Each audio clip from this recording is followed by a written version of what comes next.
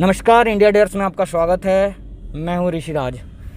आज हम निकले हैं दिल्ली की सड़कों पर पेट्रोल और डीजल के दामों के बारे में जानने के लिए। पेट्रोल पंप पर जाएंगे, लोगों से बातचीत करेंगे, लेकिन उससे पहले आपको बता दें कि देश भर में जो पेट्रोल और डीजल के दाम उफान मार रहे हैं, नए रिकॉर्ड सेट कर रहे हैं। 8 शहरों में पेट्रोल की कीमतों ने शतक लगा दिया है, डीजल की कीमतें भी 80 पार चले गई है। तो आज की दिन की बात करूं तो दिल्ली में पेट्रोल 90 रुपये के पार चला गया है और डीजल भी 80 रुपये के पार चला गया है। तो आप भी सोच रहे होंगे कि मैं पेट्रोल और डीजल की बढ़ती हुई कीमतों की बात कर रहा हूं और ख़ुद गाड़ी में घूम रहा हूं, तो ऐसी बात नहीं है। सबसे पहले मैं थैंकफुल हूं विवेक श्रीवास्तव सर, जो कम्युनिस्ट पार्टी के लीडर हैं, प्रवक्ता हैं और साथ में पॉलिटिकल एनालिस्ट भी हैं। आइए इनसे बातचीत करते हैं और जानते हैं कि वजह क्या है। आखिर पेट्रोल और डीजल अंतर्राष्ट्रीय मार्केट में क्रूड ऑयल की कीमत में गिरावट आई है, लेकिन उसके बावजूद पेट्रोल और डीजल की कीमतों में तक सबसे ज़्यादा आज तक आज़ादी के बाद इतने ज़्यादा दामों में बढ़ोतरी नहीं देखी। स्वागत है आपका और बहुत बहुत धन्यवाद सर आपका, क्योंकि आपने इतनी आपने अपना कीमती वक्त दिया। कीमती हो गया, कीमती तो पेट्रोल हो गया आजकल। पेट्रोल हो गया है सर। तो जिम्मेदार किसको मानते हैं सर? देखिए, ऐसा है, मैं इसको बीजेपी वर्सेस ऑपोजिशन का डिस्कशन नहीं करूंगा आपसे, क्योंकि चलिए हम मान लेते हैं कि भाई इंटरनेशनल कुछ इस तरीके की मूवमेंट्स होती हैं प्राइसेस में कि आपके प्राइस भी अफेक्ट होते हैं। Yes sir. तो इसलिए इसको बीजेपी वर्सेस ऑपोजिशन में हम डिस्कस ना करें। लेकिन ये एक्चुअली भारतीय जनता पार्टी का मिसगवर्नेंस हो गया है। आप अगर देखें बांग्लादेश, चाइना, पाकिस्तान, भूटान, किसी भी देश में आप देख लीजिए तो पेट्रोल की कीमत बहुत कम है। अभी चाइना में बोलूंगा तो बोलेंगे साहब कम्युनिस्ट पार्टी से हैं तो चाइना को जस्टिफाई कर रहे हैं। वहाँ 74 रुपीज चल रहा है। अफगानिस्तान में भी 40 के करीब है। 40 के करीब है, ठीक है ना। तो ये है एक्चुअली होता क्या है, पेट्रोल एक और डीजल एक नेसेसिटी बन गई है। तो गवर्नमेंट्स, जो वेरियस गवर्नमेंट्स हैं, इनकी एक टेंडेंसी होती है कि साहब ये तो माल आदमी खरीदेगा और उसके ऊपर अगर हम कोई टैक्सेशन डाल देते हैं, मान लो किसी प्रकार का कोई सरचार्ज डाल देते हैं, तो ऑटोमेटिकली भाई सरकार के पास खूब सारा पैसा इकट्ठा हो जाएगा। अब इस लालच के अंदर आकर के आप बाकी एरियाज तो निगलेक्ट कर देते हैं। ये भारतीय जनता पार्टी जब से आई है, इट इज़ ये कैपिटलिस्ट और पूंजीपतियों को बहुत ड्रास्टिकली प्रमोट कर रही है। Small and medium size enterprises के बदले ये गवर्नमेंट बड़े उद्योगपति, मैं नाम नहीं लेना चाहूँगा, उन लोगों की बैटिंग ज़्यादा करती है। तो एज अ रिजल्ट वो लोग जो कुछ भी बोरो करते हैं बैंक से, सॉफ्ट लोन मान लिया उसको, बैड लोन मान लिया उसको, एनपीए नॉन परफॉर्मिंग एसेट्स के आंकड़े आप देखिए, तो वहाँ पे आप बहुत बुरी तरीके से घाटे में जाते हैं। अब जब आप घाटे में जाते हैं तो ऑटोमेटिकली रिसोर्सेज जो सरकार के पास हैं और देश के पास हैं वो कम हो जाते हैं। अब उसकी आपको भरपाई करनी है। जब भरपाई करनी होती है तो आप जो सर्विस क्लास हो गया, गवर्नमेंट सर्वेंट हो गया, पेट्रोल डीजल हो गया, सिलेंडर हो गया, एसेंशियल कमोडिटीज हो गई, जिनके बिना आदमी नहीं सर्वाइव, आप उस पर टैक्स बढ़ा देते हैं। तो दिस इज द रीजन कि ये महंगाई जो है ये एक्चुअली बढ़ रही है। अगर थोड़ा सा vigilance system, anti corruption drive बढ़ा दें और थोड़ा सा जो बड़े बड़े पूंजीपति डिफॉल्टर्स हैं उनको ये पकड़ करके बुक करें, तो मेरे ख्याल से ऐसी कोई समस्या नहीं है। ठीक है सर, ये सरकार का कहना है कि इंफ्रास्ट्रक्चर में योगदान जा रहा है और जो एक्साइज ड्यूटी लगाई है सरकार ने वो पहले भी उतनी ही लगती थी, उसमें ज़्यादा बढ़ोतरी नहीं हुई है। लेकिन राज्य सरकार जो वैट लगा रही है उसमें लगभग 146% की बढ़ोतरी हुई है। देखिए, ये सब तो किस्से कहानियां इन्होंने बना रखे हैं। अब आप देखिए साहब, आंकड़े हैं सर, ये आंकड़े हैं। नहीं, आंकड़े हैं जरूर, मैं नहीं कहूँगा, लेकिन अब आंकड़े भी बहुत सारे जो आजकल आते हैं। अब आप देखिए साहब, कोरोना के अंदर हम पिछले साल हमने खूब हल्ला मचाया, पार्लियामेंट में भी हल्ला मचा कि साहब देश का जीडीपी कहाँ जा रहा है, देश की इकोनॉमी कहाँ जा रही है, ठीक है। तो आंकड़े बिल्कुल इनके नेगेटिव जा रहे थे। फिर कोरोना का साल आया, कोरोना के साल में मुझे तो नहीं दिखा कोई ग्रोथ हुई, मैन्युफैक्चरिंग हुई, कोई इतना कोई आयात निर्यात हुआ या कुछ भी हुआ। फिर भी साहब मैंने देखा आंकड़े बड़े ब्लोटेड हो गए, जीडीपी अचानक बड़ा ऊंचा दिखा दिया गया।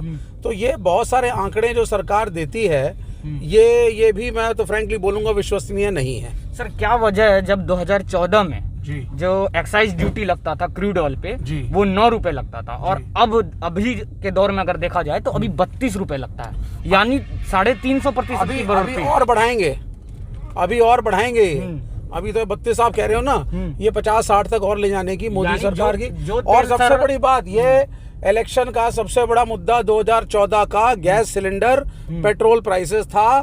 और एक टेलीविजन प्रोग्राम में तो बल्कि बाबा रामदेव आए थे, वो पब्लिक प्रोग्राम था, तो बाबा रामदेव कहते थे क्या आप लोगों को ऐसी सरकार नहीं चाहिए जो 35 रुपए पेट्रोल दे? अच्छा। और अगर आपको चाहिए तो आप मोदी साहब को वोट दीजिए। बाबा रामदेव की बात करें तो बाबा रामदेव तो आजकल कभी एज ए इकोनॉमिस्ट और एज ए पॉलिटिकल एडवाइजर भी बैठ जाते हैं टीवी पर, तो उनकी बात नहीं करेंगे।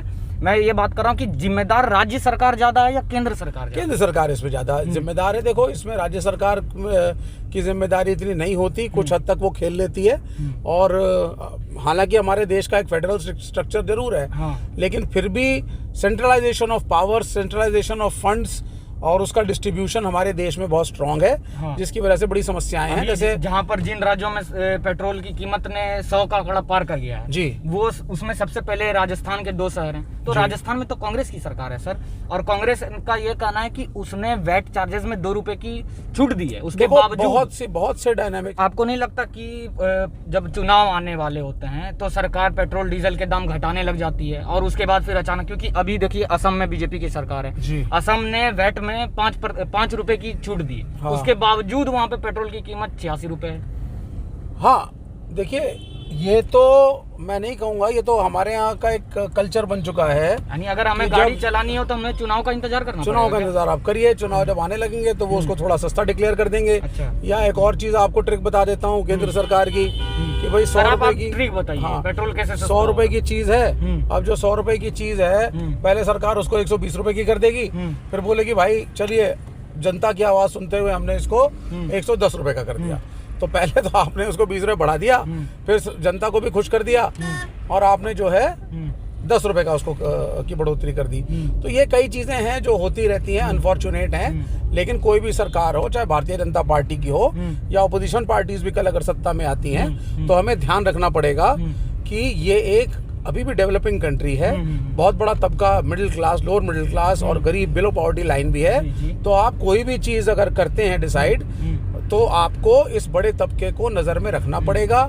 सिर्फ आंकड़ों से सरकार नहीं चलती कि आपने जीडीपी बहुत बड़ा दिखा दिया साहब, और इकोनॉमिक डाइवर्सिटी भी एक बहुत बड़ी चीज है, उससे भी आपको लड़ना पड़ेगा।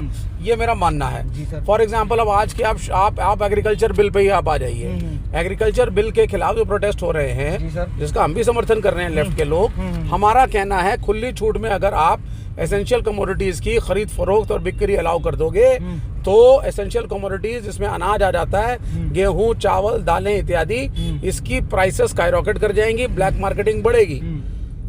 तो ये सरकार को अपनी नीतियां और अपनी पॉलिसीज को फिर से रीथिंक करना पड़ेगा। बीजेपी के कुछ लीडर से मैंने बात करने की कोशिश की, तो उनका ये कहना है कि इंफ्रास्ट्रक्चर में सरकार जो भी पेट्रोल डीजल से टैक्स आता है, वो इंफ्रास्ट्रक्चर में यानी देश के लोगों के लिए ही लगा रही है, क्योंकि अभी कोरोना के बाद घटा है, या पहले से भी घाटे में चल रहे थे। लेकिन जब मैंने आंकड़ों पे नजर डाला तो 2014-15 में अगर देखा जाए तो 3,32,000 करोड़ से भी ज्यादा फायदा हुआ क्रूड ऑयल पे। 15-16 की बात की जाए तो 4,14,000 से ज्यादा ग्रीन सोर्स ऑफ एनर्जी चाहिए देश को, ताकि हमारा जो हम लोग खरीदते हैं बाहर से, जो आयात है, इंपोर्ट, वो कम हो, जिससे भारत पे लोड भी कम पड़ेगा और थोड़ा पर्यावरण के दृष्टिकोण से भी अच्छा प्रभाव पड़ेगा। लेकिन एक तरफ प्रधानमंत्री बोलते हैं कि 2030 तक वो 40% सोर्स जो है एनर्जी का उसको ग्रीन कर देंगे, चाहे वो सोलर हो, जैसे भी हो, ठीक है।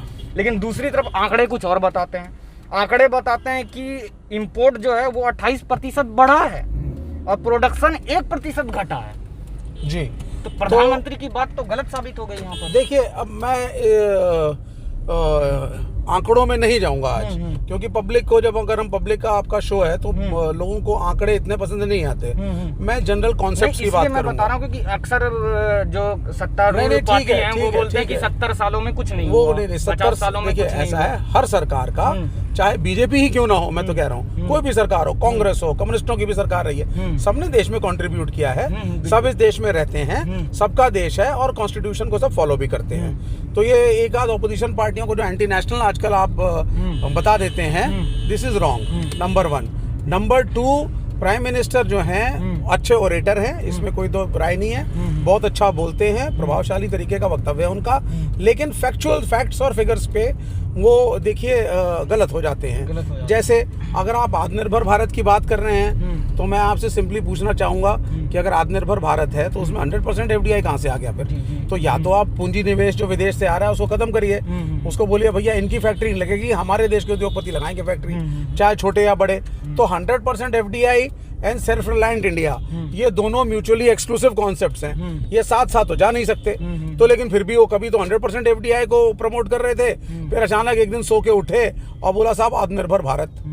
तो और फिर पॉलिसीज में क्या हुआ, क्या क्या बढ़ेगी अगर भारत की, चाहे वो क्रूड ऑयल के मामले में हो, एनर्जी के सोर्स के मामले में, तो ये अच्छी बात है ना। देखिए कम्युनिस्टों का तो ये कहना है कि आपको सेल्फ रिलायंट होना चाहिए। आप कोई भी कम्युनिस्ट कंट्री देख लें, क्यूबा देख लें, चाइना देख लें, नॉर्थ कोरिया देख लें, किसी को भी देख लें, और आप चाइना को ही देखें, हमारे बाद उन लोगों ने 1947 के बाद उन लोगों ने शुरुआत करी अपनी, हमारी शुरुआत एज एन इंडिपेंडेंट कंट्री उनसे पहले हुई थी, और उसके बाद भी आप देखिए उन्होंने कितना डेवलप करा, कितनी मैन्युफैक्चरिंग करी उन्होंने। आज का दोस्त तो वो कांग्रेस सरकार पे मरता नहीं, कांग्रेस पे ऐसे देखिए ये नहीं कहना है। देखो अलग अलग हमारे यहाँ पे डेमोक्रेसी चल रही है, वहाँ वन पार्टी सिस्टम है, देयर आर मेनी प्रॉब्लम्स। तो ये है कि आत्मनिर्भर आप बनिए, लेकिन आत्मनिर्भर अगर आप बन रहे हैं तो फिर उसमें फॉरेन ट्रेड एक लिमिट के आगे नहीं होगा ना। तो आप प्रधानमंत्री के वक्तव्य से क्या समझे कि पेट्रोल और डीजल के दाम घटाने के लिए हमें जब तक हम लोग आत्मनिर्भर नहीं बन जाते तब तक दाम नहीं घटेंगे? देखिए ऐसा है, पेट्रोल और डीजल का जहां तक सवाल है, अभी इस वक्त इस स्टेज पर आत्मनिर्भरता का पेट्रोल डीजल से लेना देना हो नहीं सकता, क्योंकि व्हाटएवर यू से for the next few decades I think अभी भी आपको कहीं ना कहीं गल्फ कंट्रीज के ऊपर तेल के लिए डिपेंड होना पड़ेगा। तो आप अपनी विदेश नीति को सही रखिए, दुरुस्त रखिए, सही प्राइसिंग करिए, और यहाँ पर भी टैक्सेशन कम करिए। डीजल के प्राइस कम होंगे तो सब्जी जो आपकी कम सस्ते में मिलेगी, प्याज आपको सस्ते में मिलेगा, महाराष्ट्र से प्याज आ रहा है, महंगाई दर में कमी आएगी, बिल्कुल कमी आएगी। तो ये आपको मैनेज करना पड़ेगा। तो इंडिया डेयर्स के साथ सबसे पहले आपका बहुत बहुत धन्यवाद, आपने अपना कीमती तेल भी खर्च किया हमारे पीछे इंडिया डेयर्स की टीम के लिए। तो विवेक श्रीवास्तव जी जुड़े हुए थे हमारे साथ, इन्होंने आत्मनिर्भरता की बात की, पेट्रोल और डीजल के दाम क्यों बढ़ रहे हैं इसके कॉजेज़ की बात की। तो बने रहिए हमारे साथ, देखते रहिए इंडिया डेयर्स। धन्यवाद।